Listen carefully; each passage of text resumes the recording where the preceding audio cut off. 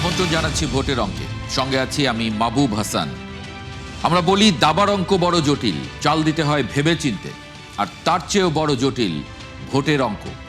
সামনে থাকে অনেক প্রার্থী, অনেক দল, থাকে অনেক মত, গোত্র আর আঞ্চলিক নানা ফ্যাক্টর, আর এসবই নির্ধারণ করে নির্বাচনে জয় পরাজয়ের নানান সব সমীকরণ।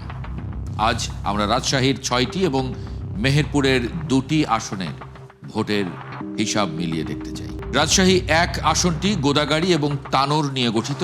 এই আসনে 1991 সাল থেকে 2008 সাল পর্যন্ত নির্বাচনে 5 বারের মধ্যে 4 বারই বিএনপি জিতেছে। 2008 সালে জিতেছিল আওয়ামী লীগ শুধু ওই একবারই। এই আসনে জামায়াতের একটি সংখ্যায় ভোট পেতে আমরা দেখেছি। জামায়াত প্রার্থী 1996 সালে এখানে 28,000 ভোট পেয়েছিলেন এবং 91 সালে 36,000 ভোট পেয়েছিলেন। স্বাভাবিকভাবেই ধরে নেওয়া যায় আওয়ামী লীগ যেহেতু এই নির্বাচনে নেই, স্বাভাবিকভাবে জামায়াত এবং বিএনপি প্রার্থী আলোচনায়। আমরা রাজশাহী 1 আসনের ভোটের হিসাব যদি একটু দেখে নিই। রাজশাহী 1-এ মোট ভোটার 4,67,000-এর বেশি, নারী ভোটার আছেন 2,34,000-এর বেশি, পুরুষ ভোটার 2,33,000। তৃতীয় লিঙ্গের 3 জন ভোটার আছেন এখানে। 2008 সালের পরে ভোটার হয়েছেন, সেই সংখ্যাটা 1,70,258 এবং স্বাভাবিকভাবে ধরে নেওয়া যায় যে এই তরুণ ভোটাররা প্রথমবারের মতো একটি ফ্রি, ফেয়ার, ক্রেডিবল ইলেকশনে ভোট দিতে চলেছেন। সেই সংখ্যাটা মোট ভোটারের 36.41%, অর্থাৎ প্রায় 36-36.5%। রাজশাহী 2 আসনটি সদর নিয়ে গঠিত। এই আসনে 1991 সাল থেকে 2008 সাল পর্যন্ত যতগুলো নির্বাচন হয়েছে 5 বারের মধ্যে 4 বারই বিএনপি জিতেছে এবং 2008 সালে আওয়ামী লীগ জিতেছিল। রাজশাহী 1 আসনের মতোই, এবং এখানে আওয়ামী লীগের নেতৃত্বাধীন যে জোট, সেই জোটের প্রার্থী এখানে জিতেছিলেন। আওয়ামী লীগ এখানে কোনো প্রার্থী দেয়নি। আমরা রাজশাহী 2 আসনে যদি একটু ভোটের হিসাব দেখি। রাজশাহী 2-এ মোট ভোটার আছে 3,65,651 জন। নারী ভোটার আছেন এর মধ্যে 1,88,968, পুরুষ ভোটার 1,76,675।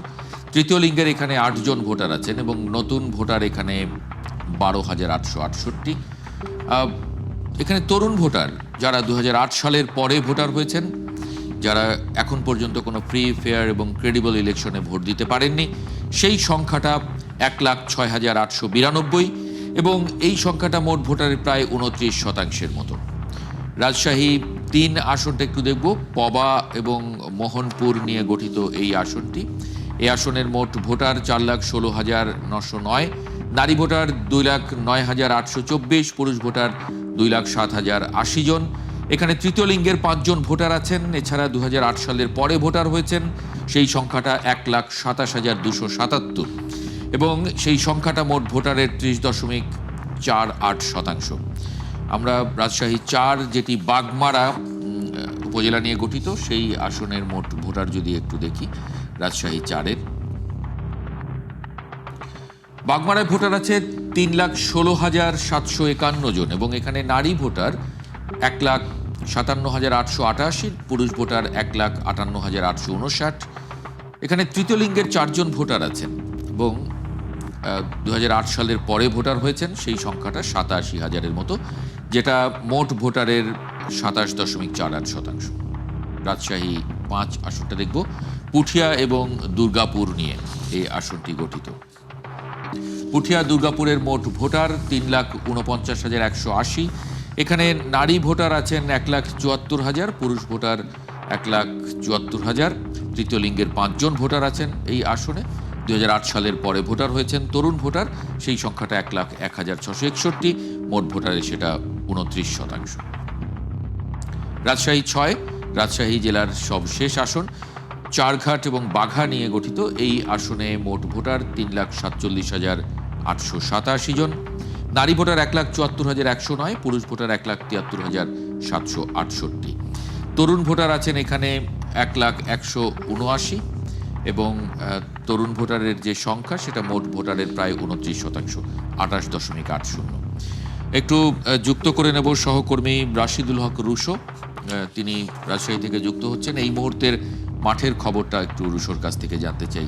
রুশো, আমরা একটা ভোটের পরিসংখ্যান দেখছিলাম, সেখানে তরুণ ভোটার প্রায় 30% কাছাকাছি, সর্বোচ্চ 36% আছে এরকম রাজশাহীর কোনো আসনে। তরুণদের এই যে ভোটার, তারা প্রথমবারের মতো ভোট দেবেন, স্বাভাবিকভাবেই আগের হিসাব যেটা আমরা করছি সেটার সঙ্গে এটা নাও মিলতে পারে, আবার মিলতেও পারে। তরুণদের মুভমেন্ট কি সেটা যদি একটু মাঠের চিত্রটা একটু আমাদের বলেন। একই সঙ্গে আওয়ামী লীগ না থাকায় এখানে বিএনপির একটা ভালো ভোট ব্যাংক যেহেতু আছে, আগে অনেকবার জেতার ইতিহাস আছে, স্বাভাবিকভাবেই ধারণা করা যায় ভালো করবে। জামায়াত আসলে কতটা প্রতিদ্বন্দ্বিতা করতে পারবে এবং বিএনপির মধ্যে কোনো ধরনের ভাগ বিভাজন আছে কিনা, যদি একটু আসনওয়ারি আপনি একটু ব্রিফ করেন।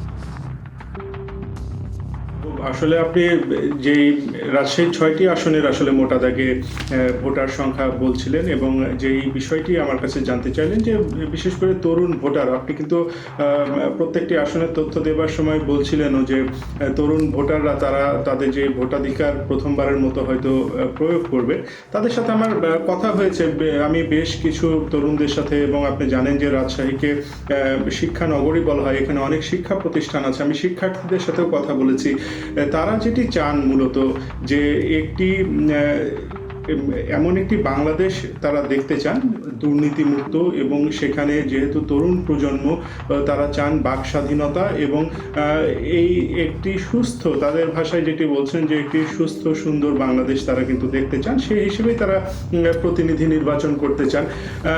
যে বিষয়টি আপনি বলছিলেন, এটি আমরা যখন ভোট নিয়ে বা নির্বাচন নিয়ে যখন কাজ করি তখন বেশ কিছু আসলে ফ্যাক্টর সামনে দাঁড় করাতে হয় যে আসছে নির্বাচনগুলোতে কোন কোন বিষয়গুলো ফ্যাক্টর হিসেবে কাজ করবে।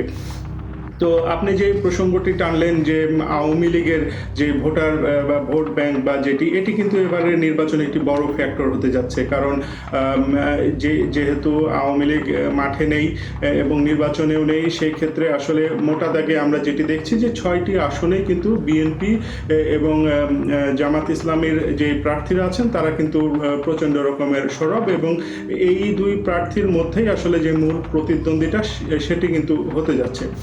রাজশাহীকে যদি আপনি একটু বিবেচনা করেন, যে রাজশাহীর 6টি আসনের চিত্র যদি বিবেচনা করি, এখানে কিন্তু খুব একটা যে মোটা দাগে প্রত্যেকটি আসনগুলোতে যে ভিন্নতা আছে তা না, গড়পড়তায় আসলে এখানকার ফ্যাক্টরগুলো একই রকম। যেমন এখানে শিক্ষিত বেকার তরুণীর সংখ্যা কিন্তু দিন দিন বাড়ছে, এটি একটি সমস্যা, অর্থাৎ বেকার সমস্যা যেমন রয়েছে। রাজশাহীর গোদাগাড়ি অঞ্চল, বাঘা চারঘাট অঞ্চল অর্থাৎ 1 এবং 6 নম্বর আসনে এখানে কিন্তু আসলে সীমান্তবর্তী এলাকা হওয়ার কারণে এখানে মাদকের একটা বড় ধরনের সমস্যা রয়েছে, এই সমস্যাগুলো দূর করা। এবং এখানে আরও একটি বিষয় আপনাকে জানিয়ে রাখি যে আপনি এই যে পরিসংখ্যানেও বলছিলেন বা আপনি দেখছিলেন, কিন্তু এখানে নারী ভোটার কিন্তু একটি বড় ফ্যাক্টর। প্রত্যেকটি আপনি যদি 6টি আসনের একসাথে করেন, প্রায় সামান্য কিছু প্রায় 1000 মতো নারী ভোটার কিন্তু বেশি, কিন্তু আসনগুলোর ক্ষেত্রে যদি দেখা যায় প্রায় সমান। তো সেই ক্ষেত্রে আসলে এখানে আমরা যারা মাঠে নির্বাচন নিয়ে কাজ করছি বা অন্যান্য যে সমস্ত আসলে যারা নির্বাচন নিয়ে কাজ করেন, তারাও এটি কিন্তু বলছেন যে নারী ভোটার উপস্থিতি কিন্তু একটি বড় চ্যালেঞ্জ, বা তারা একটি কিন্তু জনপ্রতিনিধি নির্বাচনে কিন্তু বা জয় পরাজয়ে বড় ভূমিকা রাখবেন, এমনটি একটি বলা হচ্ছে। সাধারণ মানুষের ভেতরে কিন্তু এখন পর্যন্ত যে ভোটের দিনের পরিবেশ বা এই আস্থাটি কিন্তু কিছুটা ঘাটতি রয়েছে। এটি কিন্তু প্রচারণা শুরু হলে যে বিষয়টি হবে যে সাধারণ মানুষের ভিতরে এই আস্থাটি ফেরানো কিন্তু প্রার্থীদের বা তাদের সমর্থকদের একটি বড় দায়িত্ব। আমি আরেকটা বিষয় একটু জানতে চাই যে বিএনপির প্রার্থীদের মধ্যে কোনো ধরনের বিভাজন আছে কিনা, নাকি সবগুলো আসনেই বিএনপি প্রার্থীরা একাট্টা হয়ে লড়ছেন? না, আমি ঠিক এই বিষয়টিতেই আসছিলাম। এটি কিন্তু একটি জামায়াত ইসলাম দিয়ে আমি শুরু করি। তারা যেটি বলছেন যে তারা এই সুযোগটি নিতে চান, কারণ রাজশাহী 1 আসন এবং রাজশাহী 3, রাজশাহী 5 এই জায়গাগুলোতে কিন্তু বিএনপির যে অভ্যন্তরীণ ক্রন্দল বা মনোনয়ন নিয়ে তাদের যে মতানৈক্য সেটি কিন্তু প্রকাশ্য। আমরা এই রাজশাহী 1 আসনে আমরা তানোরে কিন্তু সেখানে দেখেছি যে স্বতন্ত্র প্রার্থী একজন তিনি নির্বাচন করছেন বিএনপির প্রার্থীর বিরুদ্ধে, বিএনপি একজন নেতা, সেখানে কিন্তু আমরা রক্তক্ষয়ী সংঘর্ষও দেখেছি এর মধ্যে দুই পক্ষের। তো এই ঘটনাগুলো রাজশাহী 3-এও এখান থেকে অ্যাডভোকেট শফিকুল হক মিলন, তিনি বিএনপি থেকে মনোনয়ন পেয়েছেন, তার বিরুদ্ধেও কিন্তু এখানে মিছিল হয়েছে, সড়ক অবরোধ হয়েছে, এবং রাজশাহী 5 পুঠিয়া দুর্গাপুর, সেখানেও কিন্তু একই অবস্থা। তো এই যে এই বিভাজনগুলোর কারণে এখন তাদের ভোট সংখ্যায় তারা যদি একত্র না হতে পারে, তাহলে তো ভোটের কিছুটা সেখানে ফলাফলের প্রভাব পড়বে। তবে জামায়াতের পক্ষ থেকে বলা হচ্ছে, জামায়াতের প্রার্থী যারা আছেন তারা বলছেন যে তারা তাদের যেই 6টি প্রার্থী দেওয়া হয়েছে, তারা সেই 6টিতে বিজয় নিশ্চিত করতে চান, এবং তারা এই বিষয়গুলো যে 1991 সালে এবং 1996 সালে নির্বাচনে জামায়াতের কিছু ভোট দেখা গেছে, কিন্তু সেটা আসলে খুব উল্লেখযোগ্য নয়। কারণ আমি দেখছি যে মানে সেই সময়ে যখন 1 লাখ ভোটের ব্যবধানে যখন 1 লাখ ভোটে জিতছেন যখন প্রার্থী, বিএনপির প্রার্থী, সেই সময় জামায়াতের ভোট সেখানে 27,000 28,000। এখন কি জামায়াত অতদূর পর্যন্ত এগিয়েছে বলে মনে করেন? আসলে আমরা ইতিহাস যেমনটি আপনি বলছিলেন, আমিও যেটি দেখছিলাম যে 1986 সালে রাজশাহীর 1 আসন থেকে জামাতের কিন্তু একটি সিট তারা পেয়েছিল। এরপরে তারা বিভিন্ন স্থানীয় নির্বাচনগুলোতে উপজেলা চেয়ারম্যান বা ইউনিয়ন পরিষদের চেয়ারম্যান, এই জায়গাগুলোতে তারা জয় পেয়েছে, কিন্তু সংসদ সদস্য হিসেবে কিন্তু তাদের আশা হয়নি। যেটি আসলে বলছিলাম যে তারা এবার বলছেন যে মানুষের সমর্থন তাদের পক্ষে বেড়েছে, এবং বিএনপির ভেতরে যে অন্তর্কন্দলগুলো আছে সেগুলো কাজে লাগিয়ে, অর্থাৎ সেই বেনিফিটটি তারা আসলে পাবেন, এবং তারা আশা করছেন যে তারা হয়তো ভালো ফলাফল করবে। তবে বিএনপির পক্ষ থেকে বলা হচ্ছে যে বড় দল নেতৃত্বের প্রতিযোগিতা আছে, তবে নির্বাচনের আগ মুহূর্তে গিয়ে তারা একসাথে হয়ে একাট্টা হয়ে তারা ধানের শীষকে বিজয়ী করবেন, এমনটি কিন্তু বিএনপির পক্ষ থেকে বলা হচ্ছে। অনেক ধন্যবাদ রাশিদুল হক রুশো যুক্ত হবার জন্য রাজশাহী থেকে। সহকর্মী রাশিদুল হক রুশো বলছিলেন রাজশাহীর এই মুহূর্তের মাঠের খবর। আমরা এই মুহূর্তে কথা বলবো মেহেরপুরের 2টি আসন নিয়ে। মেহেরপুর 1 আসনটি সদর এবং মুজিবনগর নিয়ে গঠিত। 1991 সাল থেকে 2008 সাল পর্যন্ত এখানে 6বার নির্বাচন হয়েছে, 1বার উপনির্বাচন সহ। 6বারের মধ্যে 3বার বিএনপি জিতেছে, 3বার আওয়ামী লীগ জিতেছে। বিএনপি থেকে এবার নির্বাচন করছেন মাসুদ অরুণ। তিনি 2001 সালে সংসদ সদস্য নির্বাচিত হয়েছিলেন বিএনপি থেকে। এবার জামায়াতে ইসলামীর থেকে নির্বাচন করছেন মাওলানা তাজউদ্দিন খান। আমরা যদি একটু মেহেরপুর 1-এর ভোটের হিসাবটা দেখে নিই। মোট ভোটার 3,16,000 বেশি, প্রায় 3,17,000-এর মতো। নারী ভোটার 1,59,000, পুরুষ ভোটার 1,57,880। 2008 সালের পরে এখানে ভোটার হয়েছেন যারা তরুণ ভোটার হিসেবে, যাদেরকে আমরা বলছি প্রথমবারের মতো যারা ভোট দেবেন, সেই ভোটারের সংখ্যা 93,540, সেটা প্রায় 29.51%। মেহেরপুর 2 আসন, এটি গাংনী উপজেলা নিয়ে গঠিত। বাংলাদেশ জাতীয়তাবাদী দল বিএনপি থেকে এখানে নির্বাচন করছেন আমজাদ হোসেন এবং জামায়াত ইসলামীর প্রার্থী নাজমুল হুদা। এছাড়া জাতীয় পার্টি থেকে আব্দুল বাকি তিনি নির্বাচন করছেন। আমরা মেহেরপুর 2 আসনের ভোটের হিসাবটা যদি একটু দেখি, 2,70,705 জন ভোটার আছেন এখানে। নারী ভোটার 1,35,615, পুরুষ ভোটার 1,35,087 জন। এই আসনে তরুণ ভোটার 86,603 জন, যারা প্রথমবারের মতো এবার ভোট দেবেন। সেই সংখ্যাটা মোট ভোটারের প্রায় 32%। আমরা সহকর্মীকে যুক্ত করে নেব। আমাদের সহকর্মী যুক্ত হচ্ছেন আসিফ ইকবাল যুক্ত হচ্ছেন মেহেরপুর থেকে। আপনাকে স্বাগত জানাচ্ছি ভোটের অঙ্কে। আসিফ ইকবাল, এই মেহেরপুরের 2টি আসনের আমরা ভোটের হিসাব দেখছিলাম। এই 2টি আসনে বিএনপি ভালো করেছে, আমরা আগের নির্বাচনগুলোর সেভাবে হিসাব করে দেখা যায়। যেহেতু এবার আওয়ামী লীগ নেই, স্বাভাবিকভাবেই ধারণা করা যায় যে বিএনপির ভোটার সংখ্যাটা বেশি। সেই জায়গায় জামায়াতের খুব উল্লেখযোগ্য ভোট এখানে এর আগে আমরা দেখিনি। এবারের পরিস্থিতিটা কি আসলে মাঠের?